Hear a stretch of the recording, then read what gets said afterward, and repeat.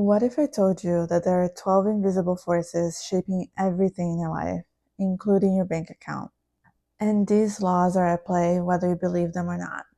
And once you understand them, you can use them to create more wealth, opportunities, and freedom. So let's break them down one by one, and I'll show you how to turn spiritual wisdom into financial power. Hi, I'm Gabby, and I started this YouTube channel back when I was on maternity leave, and I wanted to create a space for moms like me to find different ways to pay off their debt and have a more financially healthy life. The 12 universal laws are a set of principles that govern the universe and the human experience. But a lot of people see these laws with a spiritual lens, but they also have practical applications for money, career growth, and business. And by the end of this video, you will understand how each of these laws connect with building wealth. So let's start with the first law, which is the law of divine oneness. This law talks about how everything in the universe are interconnected and are part of a single unified source of consciousness. So you can think of the universe as the ocean, and everyone are waves in this ocean. So you may think that you are this unique individual wave, but in reality, we are all part of something bigger. We're all part of the ocean and made up of the same salt water. And our own unique energy and vibrations affect the ocean as a whole. So in the same way, your success is linked to the value that you give to others. You can't become rich or financially free in isolation. Remember that wealth flows through relationships, networks, and through serving others. So think of all the ways that you have earned money up to this point.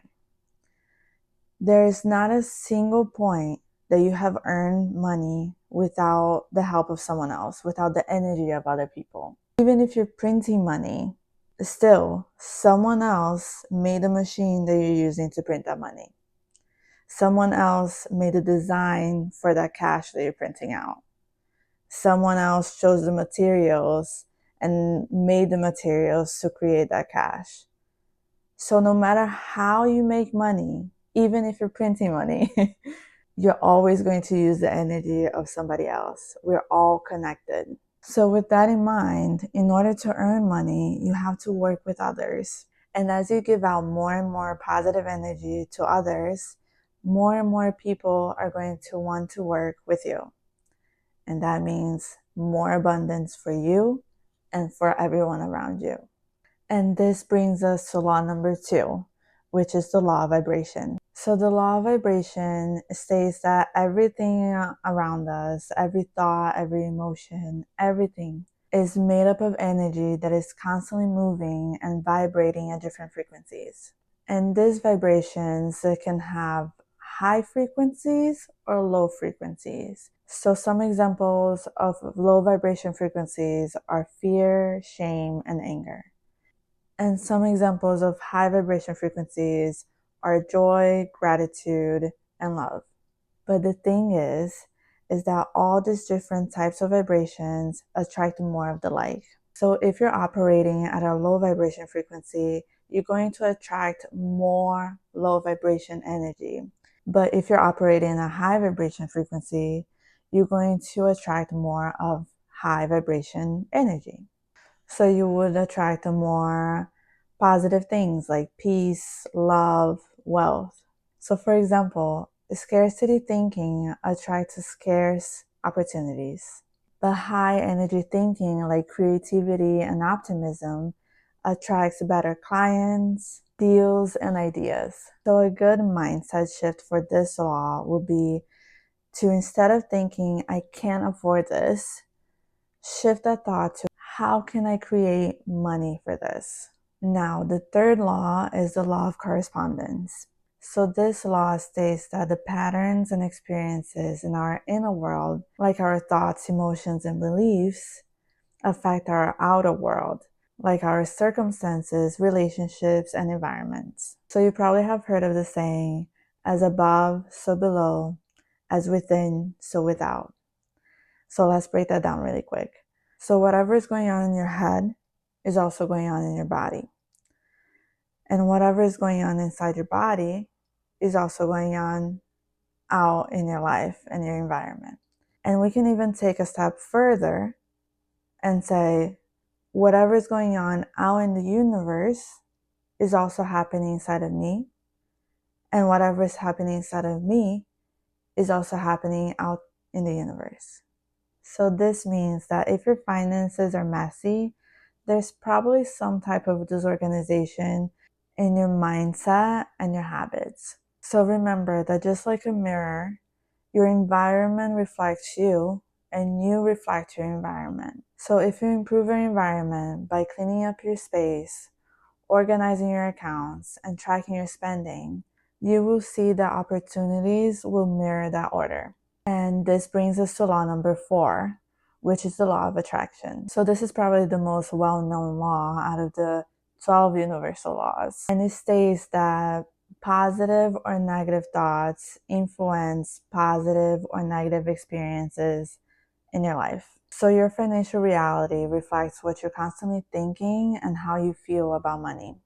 So the best way to manifest financial abundance is to visualize financial freedom and build this feeling of gratitude as if it's already yours. And then back that with action.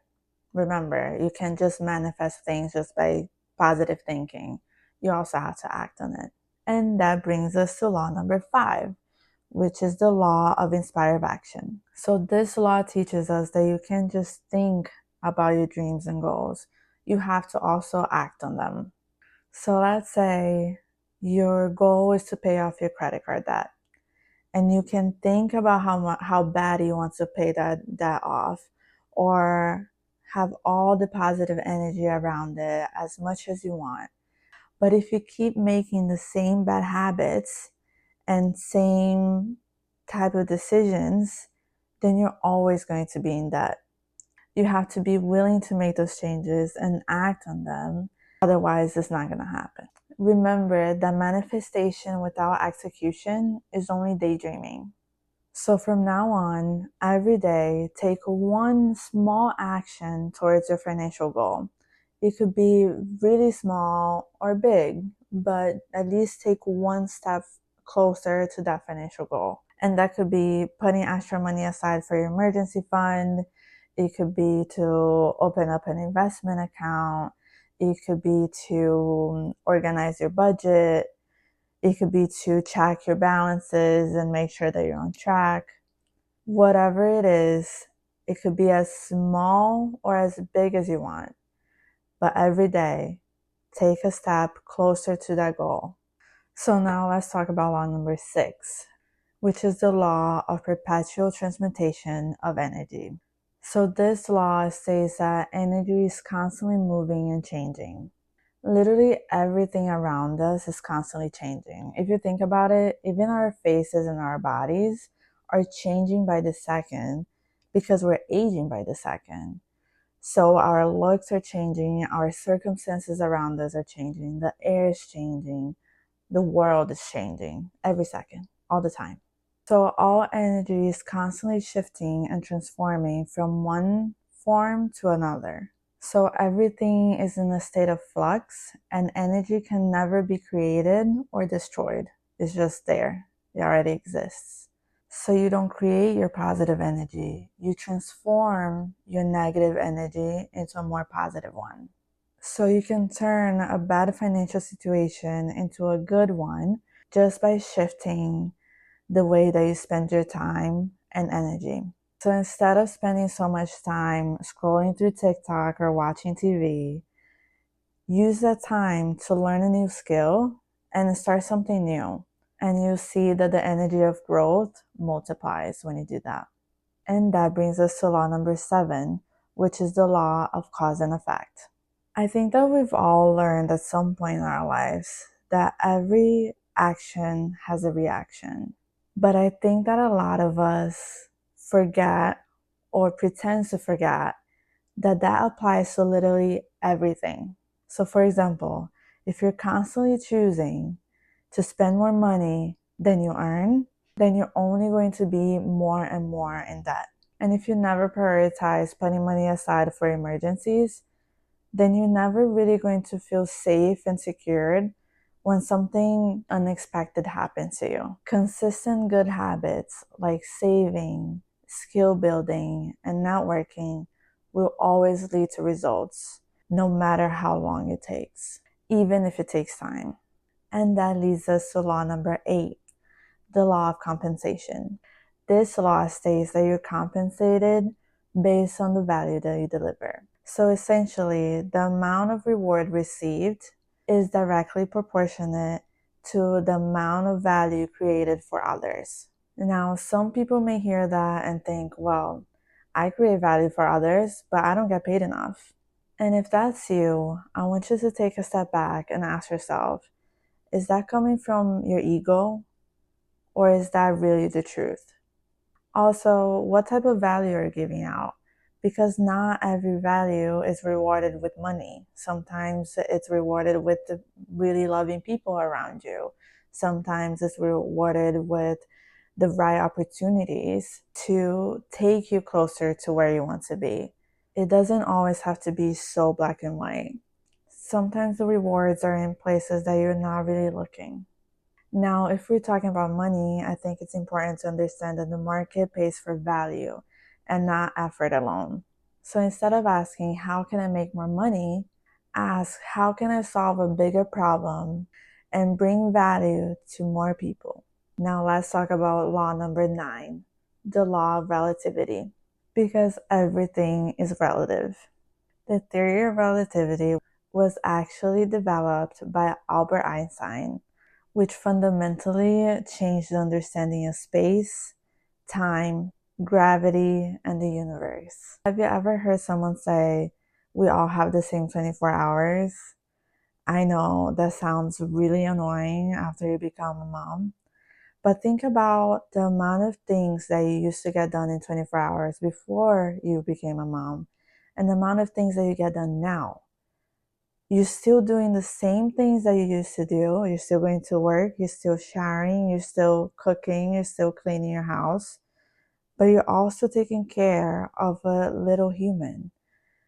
You're feeding them, you're bathing them, you're raising them, you're teaching them new skills. So in reality, some days you might feel like you're not getting enough done, but you're actually getting so much more done in those 24 hours.